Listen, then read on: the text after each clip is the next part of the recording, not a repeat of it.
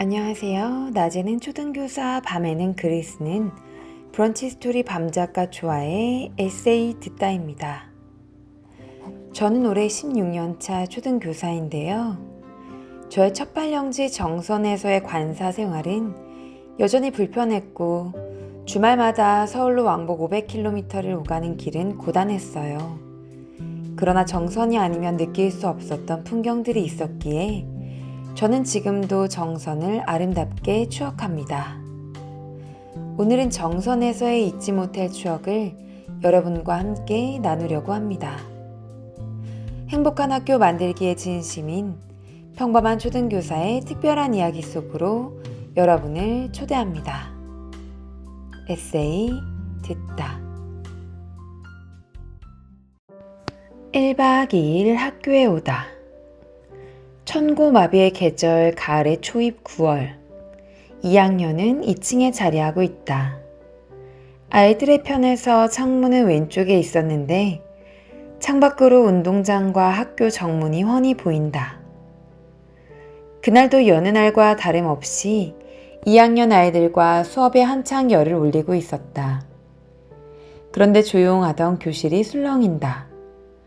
우리 반 남학생이 창밖으로 눈을 돌리더니 갑자기 와 하고 소리치는 게 아닌가. 순식간에 다른 아이들의 시선이 일제히 창밖을 가리켰다. 교실은 삽시간에 아수라장이 되었다.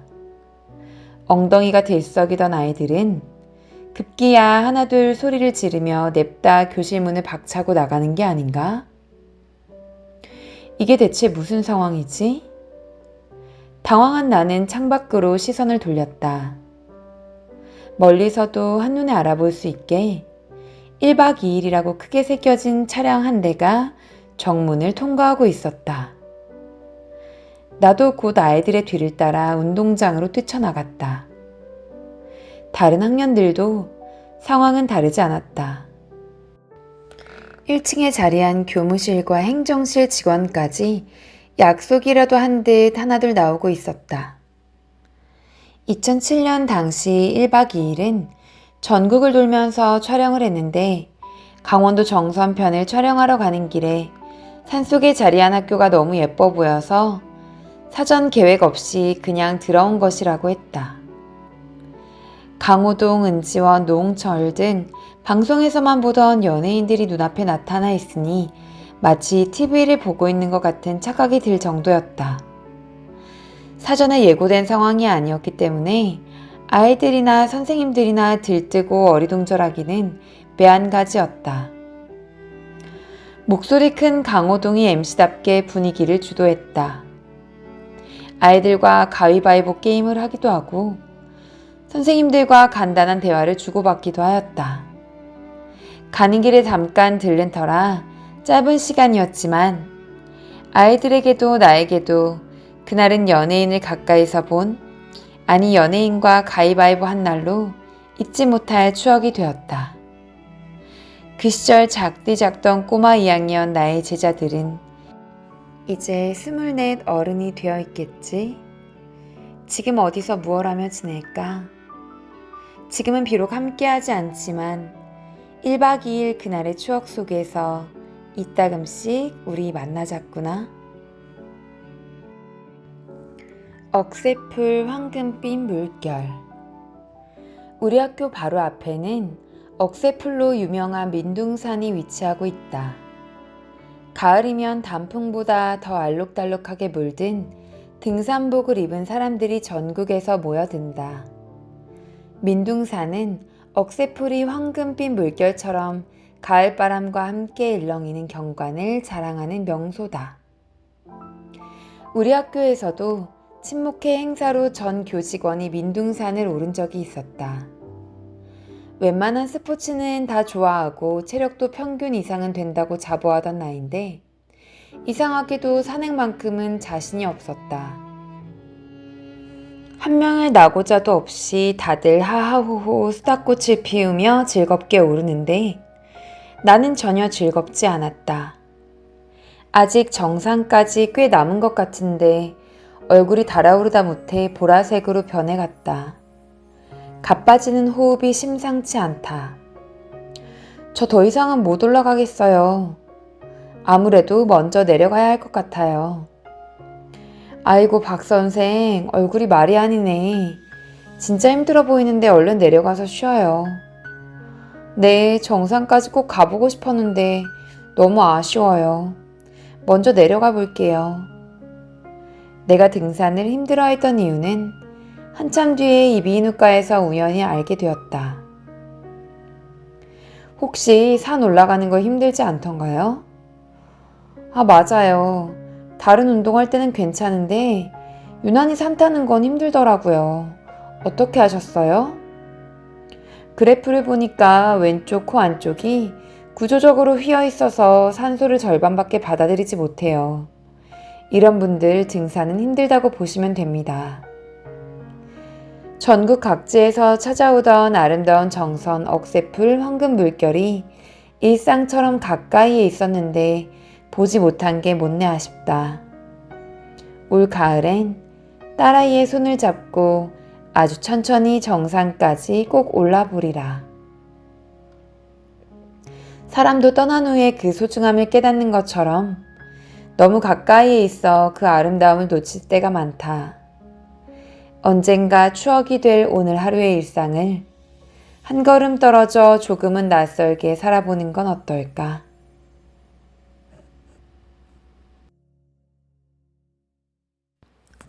두릅나물과 초고추장. 대부분 타지에서 온 교직원들은 관사에서 생활한다. 한 달에 관사 관리비 5,000원만 내면 집값은 걱정 없다. 어느 날 저녁 나이 지긋하신 학교의 터줏대감 격인 행정실 기사님이 교직원들을 호출했다. 행정실에서 일하시는 분들은 대부분 정선 토박이가 많아서 각자 본가에서 출퇴근하셨다. 모임을 좋아하시던 3학년 담임선생님 관사로 오란다. 저녁 모임이니 술이 빠지지 않을 것 같은데 나는 술이랑은 그때나 지금이나 그다지 친하지 않다. 집에서 거리라도 멀면 멀어서 못 간다는 핑계라도 될 텐데 문 열고 몇 걸음만 가면 도착하는 그곳에 가지 않을 핑계가 도무지 생각나지 않아 발걸음을 옮겼다. 정선하면 빠질 수 없는 먹거리가 있으니 바로 곤드레밥과 두릅나물이다. 오늘의 주인공은 두릅이었다. 솔직히 곤드레밥도 두릅나물도 정선에 와서 처음 접해본 음식들이다. 기사님이 어제 직접 산에서 손수 따온 귀한 두릅이란다. 삶은 두릅이 접시 위에 그득히 쌓여 있었고 그 옆에는 초고추장과 함께 소주와 맥주 그리고 사이다까지 친절하게 준비되어 있었다. 박 선생, 두릅 처음 먹어본다고? 이게 그냥 사온 게 아니라 어제 산에 가서 직접 딴 건데 맛이 진짜 일품이야. 건강에 좋은 건 말할 필요도 없고. 얼른 하나 집어서 초고추장에 팍 찍어서 잡숴봐. 와, 이걸 직접 따셨어요? 잘 먹을게요, 기사님. 대답은 했지만 속으론 이렇게 생각했다. 이게 그렇게나 맛있다고? 육안으로 봐서는 그냥 그럴 것 같은데. 나는 그날 처음 맛본 두릅의 매력에 완전히 푹 빠지고 말았다. 그 맛을 잊지 못해 그 후로도 두릅을 여러 번 찾아 먹어보았지만 그날의 감동은 느낄 수 없었다. 어쩌면 내가 찾고 있었던 건 맛있는 두릅이 아니라 좁은 관사에 둘러앉아 기사님이 손수 딴 두릅과 함께 술 한잔 기울이며 두런두런 이야기 나누던 그날의 따스했던 정이 아니었을까? 깊어가는 정선의 밤. 지금은 가로등이 생겼지만 내가 근무할 당시엔 해가 지면 온 동네가 암흑 속에 묻힌다. 학교 안에는 작은 비닐하우스가 있다. 그 장소에서는 이따금씩 학교 안 회식이 열리곤 한다. 허름한 테이블 위 불판에 삼겹살이 올려지고 지글지글 고기 굽는 냄새가 식욕을 돋운다. 평소 통기타를 치며 노래 부르기를 즐겨 하던 30대 중반 미혼 남자 선생님은 그날도 우리에게 라이브 음악을 선사했다. 내가 참 존경했던 50이 되신 멋진 교무부장님과 카시노 잭팟의 주인공 언니 선생님과 행정실에서 복무 중인 정선 토박이 남동생까지 둘러앉았다. 통기타를 든 선생님이 김광석의 어느 60대 노부부 이야기를 연주하기 시작했다. 나이도 연고지도 성격도 공통점이라고는 없어 보이는 우리였지만 그 순간만큼은 어느새 한마음이 되어 눈시울을 촉촉히 적시며 깊어가는 가을밤을 은은하게 노래하고 있었다. 밤하늘을 올려다보았다. 저마다의 사연이 있는 듯 제각기 다른 모습으로 정선의 밤하늘을 수놓은 별들이 눈부시게 빛나고 있었다. 정선을 떠난 지금 나의 삶엔 학교 안 관사 생활의 불편함도 주말마다 500km나 되는 왕복 기차 여행도 사라졌다. 그러나 산에서 손수 따온 두릅나물에 둘러앉아 술잔을 기울이던 그날의 정겨움과 비닐하우스에서 삼겹살을 구우며 통기타 반주에 맞춰 노래했던 밤하늘의 별은 아직도 내 마음속에 찬란히 빛난다.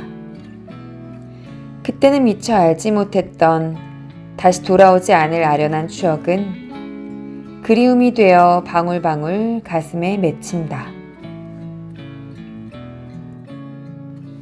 지금까지 브런치 스토리 밤작가 초아의 에세이 듣다였습니다. 제 글이 좋으셨다면 구독과 좋아요 부탁드려요. 오늘도 행복한 하루 되세요. 감사합니다.